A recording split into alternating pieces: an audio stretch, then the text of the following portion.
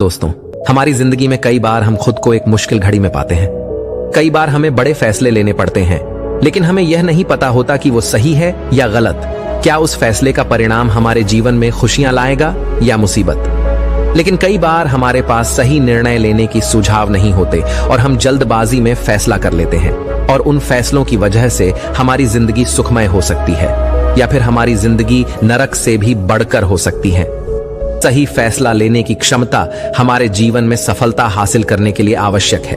तो चलिए आज की इस बोध कहानी के माध्यम से जानते हैं कि जीवन में सही फैसले कैसे लिए जाएं, और यह भी कि सही निर्णय लेने के तरीका कौन सा है। तो बिना किसी देरी के कहानी शुरू करते हैं। दोस्तों, कई साल पहले की बात है। एक छोटे से राज्य में एक बौद्ध भिक्षु निवास कर रहे थे, जिन्हें सभी जगहों पर उनके ज्ञान के बड़े चर्चे थे। वह बौद्ध भिक्षु बहुत ज्ञानी थे। उनके पास लोग बहुत दूर दूर से आते थे ताकि वे उनसे अपनी समस्याओं का समाधान प्राप्त कर सके। जब भी वह किसी की समस्या सुनते तो उस समस्या को बड़े ही ध्यान से सुनते, समझते, उसमें लीन हो जाते, और उसके बाद कुछ देर के लिए वह आंखें बंद करते और समस्या के बारे में अच्छे से सोच विचार करते और उसके बाद उसका समाधान देते। ऐसे में कोई भी व्यक्ति उनके बारे में केवल एक ही बात सोचता था, शायद इन साधु के पास कोई ऐसी चमत्कारिक शक्तियां हैं जिससे यह समाधान पूछते हैं और उसके बाद हमें वह समाधान बताते हैं। एक बार एक युवक ने उन महाराज से यह पूछ भी लिया, क्या आपके पास ऐसी कोई चमत्कारी शक्तियां हैं जिसके कारण आप हमारी समस्याओं का समाधान करते हैं, या आपके पास ऐसी कोई दिव्य दृष्टि है जिससे आप हमारी समस्याओं का समाधान खोज पाते हैं। उस युवक की यह बात सुनकर वह साधु जोर जोर से हंसने लगे, लेकिन उन्होंने उस युवक की बात का कोई जवाब नहीं दिया। उसके कुछ ही दिनों बाद उस राज्य में एक बड़ी अजीब सी घटना घटी। उस राज्य में एक बुढ़िया औरत रहा करती थी, जो अपने पूरे घर में अकेले ही रहती थी। उसका कोई ना था। उस राज्य से होकर 4 मित्र अपने घर की ओर जा रहे थे। वे लोग दूसरे नगर में काम करके पैसा इकट्ठा करके अपने गांव की ओर जा रहे थे। ये बात बहुत पुराने जमाने की है, जब यातायात के साधन ना हुआ करते थे, इसलिए वे लोग पैदल ही यात्रा किया करते थे। इसी कारण वे चारों मित्र अपने अपने धन को इकट्ठा करके अपने गांव की ओर प्रस्थान कर रहे थे। उन चारों ने अपना अपना धन एक छोटी सी पोटली में रखा था, और उसी पोटली में उन सब की सारी कमाई थी। तभी उन चारों मित्रों में से एक मित्र कहता है, मित्रों, इस तरह से यदि हम अपना धन अलग अलग रखेंगे तो इससे हमारा धन चोरी हो सकता है। क्यों ना हम अपना सारा धन एक ही पोटली में रख दें, जिससे हम सब इस पर ध्यान भी दे सकेंगे और हमारा धन सुरक्षित भी हो जाएगा। और जब हम अपने गांव पहुंच जाएंगे तो हम वहां पर अपना अपना हिस्सा इसमें से ले लेंगे। उन तीनों मित्रों ने उस युवक की बात मान ली, और वे सभी मिलकर अपना धन एक ही पोटली में रख देते हैं, और वे सभी मिलकर अपने गांव की ओर आगे बढ़ते हैं। चलते चलते काफी समय बीत चुका था और अब रात्रि होने वाली थी। तभी आगे चलकर रास्ते में उन्हें एक घर दिखाई दिया, जहां पर एक बूढ़ी औरत रहा करती थी। रात्रि का समय भी हो चुका था और उन चारों मित्रों को रात रुकने के लिए कोई ना कोई जगह की आवश्यकता भी थी। ऐसे में उन चारों ने मिलकर यह योजना बनाई कि वे लोग आज रात इसी घर में ठहरेंगे। इसलिए वे चारों लोग उस घर की ओर आगे बढ़ते हैं। उस घर का दरवाजा खटखटाते हैं। तभी सामने से एक बूढ़ी औरत दरवाजा खोलती है, और उन चारों मित्रों में से एक मित्र हाथ जोड़कर उस बूढ़ी औरत से कहता है, माता जी, हम अपने गांव की ओर जा रहे थे, लेकिन यहाँ रास्ते में ही रात हो गई और अब हम इतनी रात में सफर नहीं कर सकते।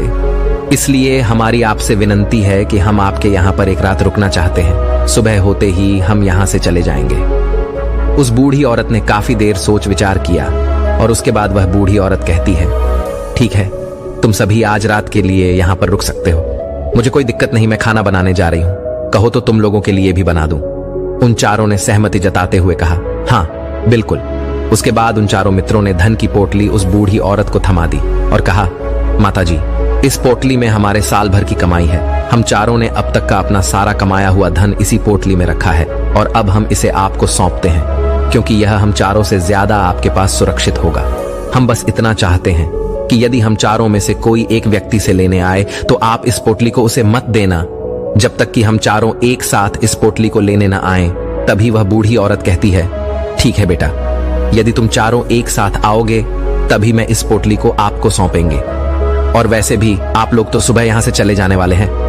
मैं आपको सुबह ही यह पोटली थमा दूंगी, वह धन की पोटली। उस बूढ़ी औरत को थमाकर चारों मित्र निश्चिंत हो जाते हैं कि अब उनका धन सुरक्षित है और वे लोग खाना खाकर सो जाते हैं। अगली सुबह जब वह चारों उठते हैं तो सभी लोग अपनी आगे की यात्रा के लिए तैयारियां शुरू कर देते हैं। उन चारों नौजवानों में से एक नौजवान थोड़ा सा बदमाश था।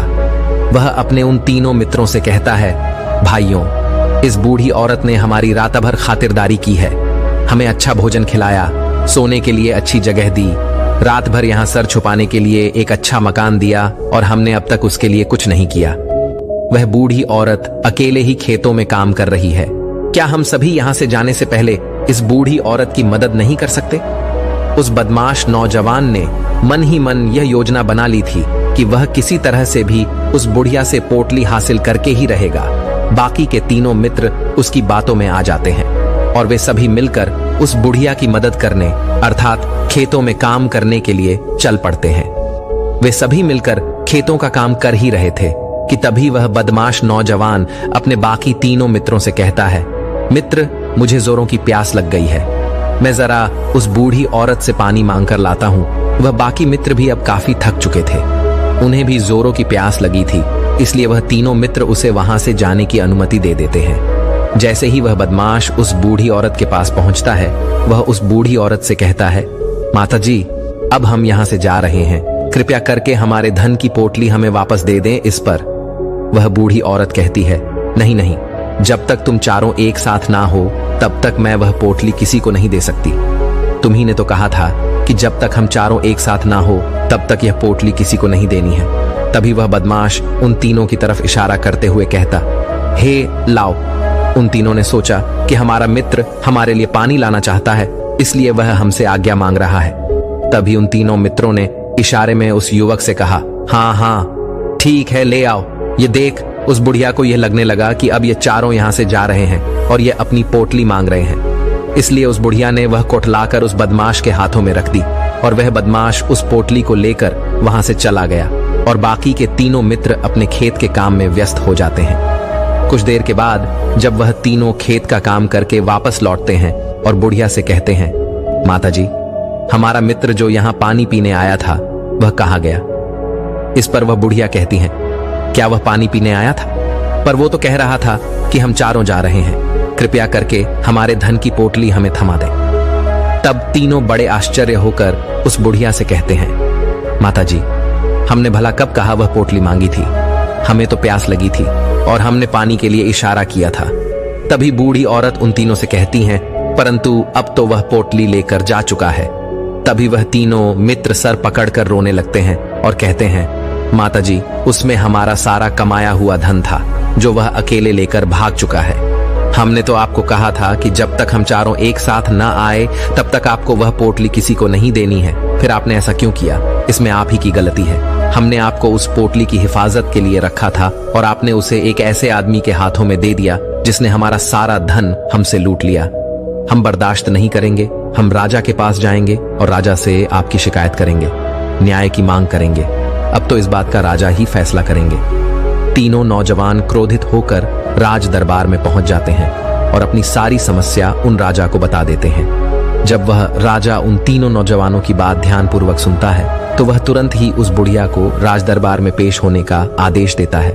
राजा के आदेश पर राजा के सैनिक तुरंत ही उस बूढ़ी औरत को राज दरबार में पेश करते हैं और राजा भरी दरबार उस बूढ़ी औरत को दोषी करार कर देता है और कहता है, तुम्हें वह पोटली उस अकेले व्यक्ति को नहीं देनी चाहिए थी, जब उन्होंने तुमसे कहा था कि जब तक वह चारों एक साथ उस पोटली को लेने ना आए तब तक तुम्हें वह धन किसी को नहीं देना चाहिए था। इसमें तुम्हारी गलती है और अब तुम्हें इसका हर्जाना भरना होगा, तुम्हें इनका धन लौटाना होगा।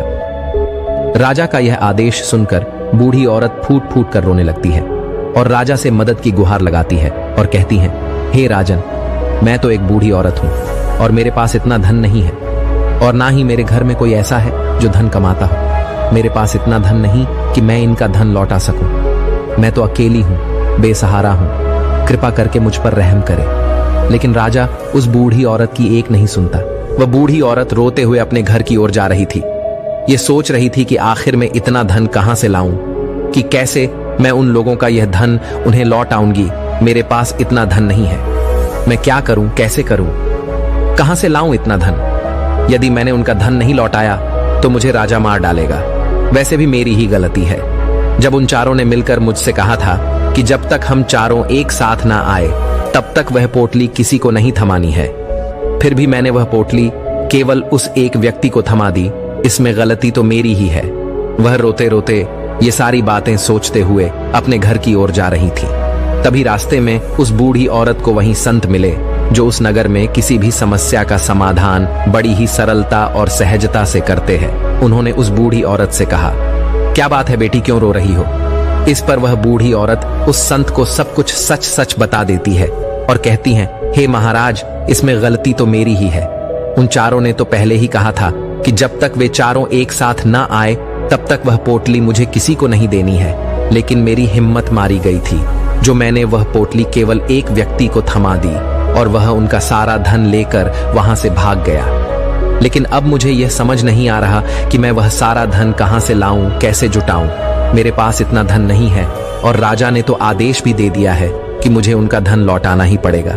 लेकिन मैं ये समझ नहीं पा रही कि इतना सारा धन मैं कहां से लाऊंगी। तभी वह संत उस बूढ़ी औरत से कहते हैं, शांत हो जाओ, मैं कोई ना कोई रास्ता जरूर निकाल लूंगा। इतना कहकर वह संत वहीं पर बैठ जाते हैं, ध्यान करने लगते हैं। कुछ देर के लिए आंखें बंद कर सोचते हैं, विचार करते हैं। मौन रहकर वह समस्या का समाधान निकालते हैं और उसके बाद वह उस बूढ़ी औरत से कहते हैं, बेटी, राजा ने फैसला किया है, वह बिल्कुल गलत है। आपने जो किया इसमें आपकी कोई गलती नहीं है। राजा का फैसला गलत है। उन संत के इतना कहने पर बूढ़ी औरत चुप हो गई और यह सोचने लगी कि आखिर राजा का फैसला कैसे गलत हो सकता है। राजा तो सभी के लिए न्याय ही करते हैं और वह कभी किसी का बुरा नहीं करते। फिर आखिर आज राजा का फैसला कैसे गलत हो गया? उन संत और उस बुढ़िया की बात आसपास के खड़े लोग सभी लोग सुन रहे थे और वे लोग भी बड़े अचरज में थे, क्योंकि राजा का फैसला कैसे गलत हो सकता है? राजा ने तो बिल्कुल सही फैसला लिया है। इस बूढ़ी औरत ने ही गलती की है, उन चारों का धन केवल एक ही को थमा दिया। ऐसे में इस बुढ़िया को उनका धन तो लौटाना ही चाहिए। राजा ने गलत फैसला कहा किया है। तभी वह संत उस बूढ़ी औरत से कहते हैं, जाओ और राज दरबार में कह दो कि हे राजन, आपका फैसला गलत है और सही क्या है, गलत क्या है, इसका फैसला मैं करूंगा। पहले तो बूढ़ी औरत इतनी हिम्मत ही नहीं जुटा पा रही थी कि वह राज दरबार में जाकर भरे राज दरबार में राजा को ये कह सके कि राजन, आपका फैसला गलत है। लेकिन जैसे तैसे उसने हिम्मत जुटाई और वह वापस राज दरबार लौटी। उसने डरते हुए भरे राज दरबार राजा से बड़ी थर्राती आवाज में कहा, हे राजन, आपने जो फैसला किया है वह फैसला गलत है। इतना कहकर उसने राजा को सारी बात सच सच बता दी। उस बूढ़ी औरत की बात सुनकर राजा बहुत क्रोधित हुआ। राजा ने उस बूढ़ी औरत से कहा, कौन है वह संत जिसने मेरे फैसले को गलत बताया है? क्या उन्हें नहीं लगता कि मैंने सही निर्णय लिया है? मैं हर रोज कई निर्णय लेता हूं, कई फैसले करता हूं, लेकिन आज तक कभी किसी ने मुझसे यह नहीं कहा कि मेरा फैसला गलत है। यदि उन संत ने मुझे सही फैसला न सुनाया, उन्हें फांसी की सजा दे दूंगा। यह बात पूरे नगर में फैल गई। सभी लोग यह जानने के लिए हैरान थे कि आखिर वह साधु ऐसा कौन सा फैसला सुनाने वाले हैं जो राजा से भी उचित होगा, जिसमें सबके लिए न्याय होगा। राजा ने अपने सैनिकों को तुरंत ही आदेश दिया कि जाओ और संत को राज दरबार में लाओ। राजा की आज्ञा के अनुसार वे सैनिक तुरंत ही उन संत को लेने के लिए निकल पड़े। वे लोग कुछ ही देर बाद उन संत को लेकर राज दरबार पहुंचे। राज दरबार में सभी लोग उपस्थित थे और सभी लोग उन संत के फैसले का इंतजार कर रहे थे। उन संत को देखकर राजा कहता है, महाराज, आपको ऐसा क्यों लगता है कि हमने जो फैसला किया है वह गलत है? इस बुढ़िया ने यह वादा किया था कि वह चारों लोगों को एक साथ ही वह पोटली जमाएगी, फिर आखिर उसने अपना वादा क्यों तोड़ा? इसने यह गलती क्यों की कि इसने केवल एक ही को पोटली थमा दी और वह उनका सारा धन लेकर यहां से भाग गया? तो क्या इसमें इसकी गलती नहीं है? क्या इससे इनका धन नहीं लौटाना चाहिए? इस पर वह साधु बड़ी विनम्रता से राजा से कहते हैं, हे राजन, यह आपका फैसला था, लेकिन मैं आपसे कुछ कहना चाहता हूं। इस पर राजा कहता है, ठीक है, कहिए आप क्या कहना चाहते? इस पर वह साधु बड़ी विनम्रता से राजा से कहता है, हे राजन, जैसा कि वादा किया गया था कि पोटली एक साथ उन चारों को ही दी जाएगी, तो अभी तो ये केवल 3 है, चौथा कहां है? तो इनसे कहिए कि ये लोग यहां से वापस जाएं और अपने उस चौथे मित्र को यहां लेकर आए, तभी इनका धन वापस किया जाएगा।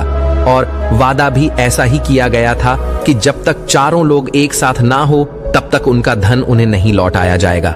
और यदि यह बूढ़ी औरत इन तीनों को धन लौटा देती है तो ये बूढ़ी औरत अपना वादा तोड़ देगी और ये सही नहीं है। इसलिए यदि आप चाहते हैं कि इनका धन लौट आया जाए तो पहले इनसे कहिए कि ये लोग जाएं और अपने उस चौथे मित्र को यहाँ पर वापस ले आए। उस राज दरबार में हर कोई इस बात को सुनकर बहुत खुश हुआ।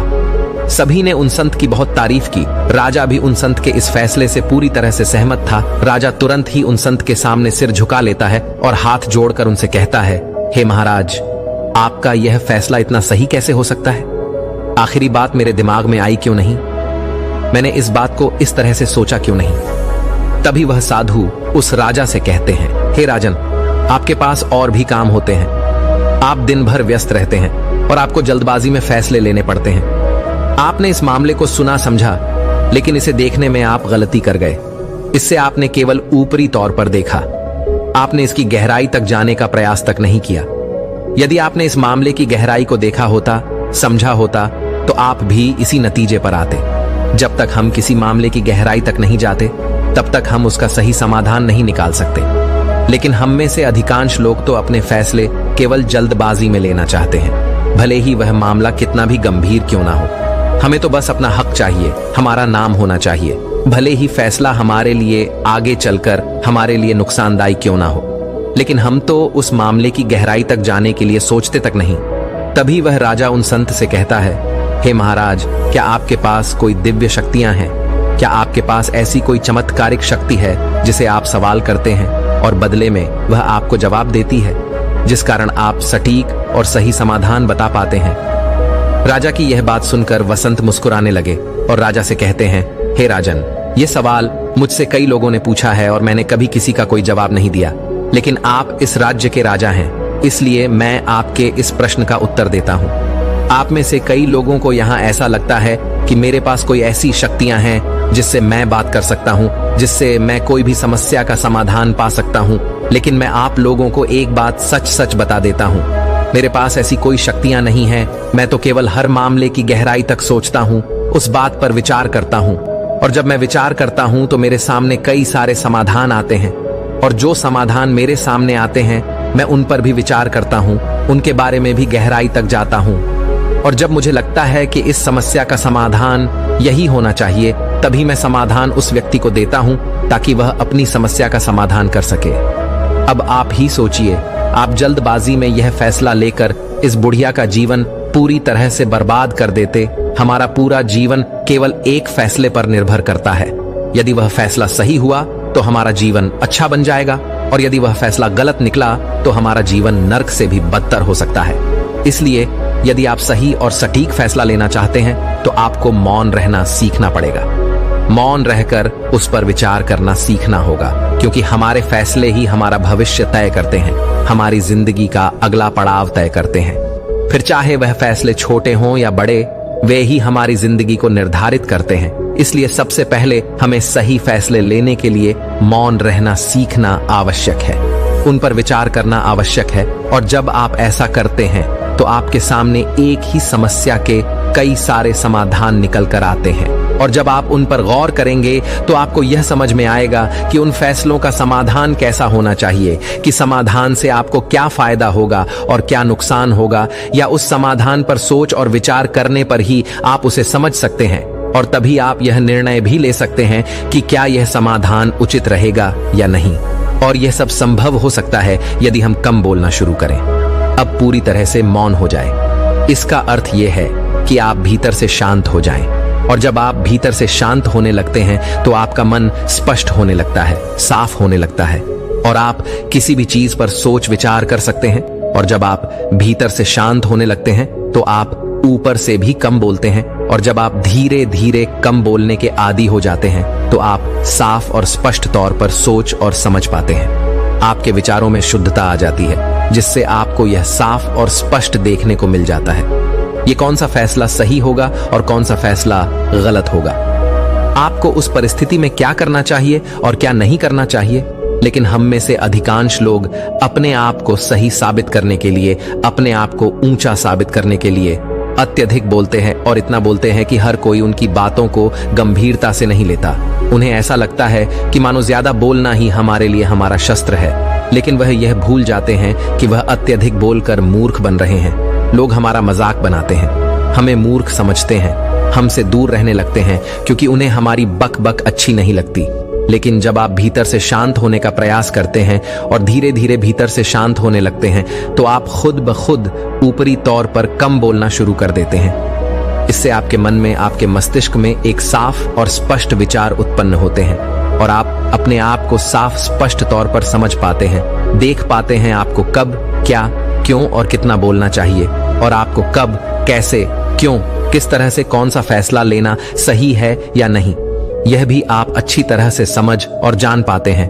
जब आप कम बोलना शुरू करते हैं तब आप अपने आप को बहुत अच्छी तरह से समझना शुरू कर देते हैं, अपने आप पर अच्छी तरह से विचार करना शुरू कर देते हैं। तब आपको यह बात भी बहुत अच्छी तरह से समझ में आने लगती है कि जो हम बेकार की बक बक करते हैं उस पर हमारे शरीर की बेवजह ही कितनी सारी ऊर्जा यूं ही व्यर्थ हो जाती है, नष्ट हो जाती है, जिसे हम चाहे तो किसी जरूरी काम में लगा सकते हैं, फैसले लेने में लगा सकते हैं, जिससे हम तनाव मुक्त रह सकते हैं और हमें अच्छी नींद भी आ सकती है। और यदि आप इसी प्रकार सोच विचार कर फैसले लेना शुरू करते हैं तो आपका मस्तिष्क भी अच्छी तरह से काम करने लगता है और आपका मस्तिष्क पहले से भी ज्यादा शक्तिशाली हो जाता है। और इसका एक बहुत अच्छा उदाहरण भी आपको मैं बताना चाहूंगा। जब आप स्कूल में पढ़ते थे या फिर आज भी आप पढ़ रहे हो तो आपने देखा होगा कि जो बच्चे होनहार होते हैं, होशियार होते हैं, वे लोग बहुत कम बातें करते हैं और अपना समय सही चीजों में लगाते हैं। वह अधिकांशतः अपना समय मौन होकर ही बिताते हैं। इसी वजह से वह पढ़ाई करने में बहुत तेज होते हैं। वह जो कुछ भी पढ़ना चाहते हैं वह उसे याद कर ले जाते हैं। लेकिन वहीं पर दूसरी तरफ जो लोग बहुत अधिक बोलते हैं, यदि आप उन्हें पूरे 24 घंटे भी दे दें तो भी वह उस तरह से उन चीजों को याद नहीं रख सकते जिस तरह से वह मौन रखने वाले बच्चे उन बातों को याद कर लेते हैं। और महान चाणक्य ने भी यही कहा है कि जो व्यक्ति ये समझ जाता है कि उसे कब, कहां और कितना बोलना चाहिए, उस व्यक्ति को सफल होने से कोई नहीं रोक सकता। और आप इतिहास उठाकर देख सकते हैं आज तक जो भी लोग महान हैं, जो लोग भी सक्सेसफुल बने हैं, उन लोगों की आदत बहुत कम बोलने की है। उनका पूरा ध्यान केवल अपने लक्ष्य पर होता है और अपना पूरा समय वह अपने लक्ष्य को पाने में ही लगा देते हैं। इसीलिए आपको भी यह आदत अपने जीवन में उतारनी चाहिए। और कम बोलने का अर्थ यह नहीं कि आप ऊपर से कम बोलें, बल्कि आप भीतर से कम बोलिए, भीतर से शांत रहिए। यदि आप रोज इसका अभ्यास करते हैं तो केवल कुछ दिनों में ही इससे होने वाले लाभ आपको आपके सामने नजर आने लगेंगे। दोस्तों,